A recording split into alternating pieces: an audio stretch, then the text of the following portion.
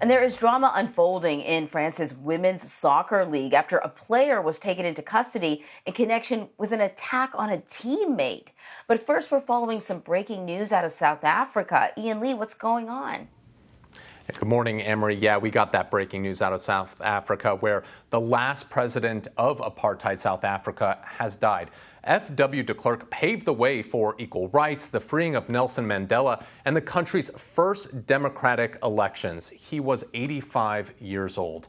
Now to that story you mentioned that might give us a little deja vu, taking us back to 1994 and the drama between Nancy Kerrigan and Tanya Harding. This time it's between two soccer players at Paris Saint-Germain who are in the same position. The attack happened when the newest player, Kira Hamraoui, and teammate Aminata Diallo were heading home after a night out. When they approached Hamraoui's house at around 10:30 p.m., two masked men emerged from the darkness, dragging Hamraoui out of the car and started beating her. French police said that the men hit her for several minutes with a metal bar, focusing primarily on her legs. The men then ran off. Diallo was left unharmed, and now she has been arrested in connection to the attack. Next, we have a warning from Secretary of State Antony Blinken. He's telling Russia it would be a serious mistake to engage in new aggression against Ukraine. The comments came during a joint news conference with his Ukrainian counterpart and added that any escalation would be of great concern to the United States. Now, this comes amid reports of a Russian military buildup of about 80,000 troops near the border with Ukraine.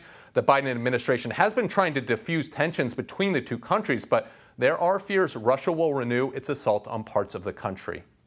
We're moving on to the Democratic Republic of Congo, where the United Nations is warning widespread food insecurity could worsen in the coming months. A poor harvest, violence, disease, and a collapsing infrastructure are putting roughly 27 million people, or about a quarter of the population, at risk. Even when food is available, high prices and low wages put it out of reach of most folks.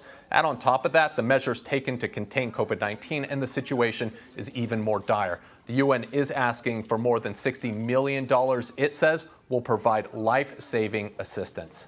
Finally, we have an unexpected agreement between China and the United States. The two countries surprised the COP26 climate summit when they announced they'd work together on their climate ambitions. The Chinese climate envoy said there's more agreement between the U.S. and China than divergence, meaning there's a lot of room for cooperation. One area where they didn't see eye to eye was on the global methane pledge. The U.S. and EU have been pushing for a cut in the greenhouse gas by about a third. China says it'll take its own approach to the problem.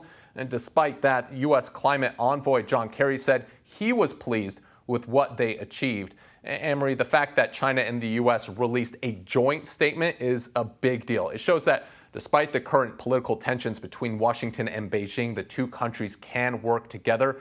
But the important question is, will they make good on their pledges, especially since the U.S. and China are the two world's biggest polluters?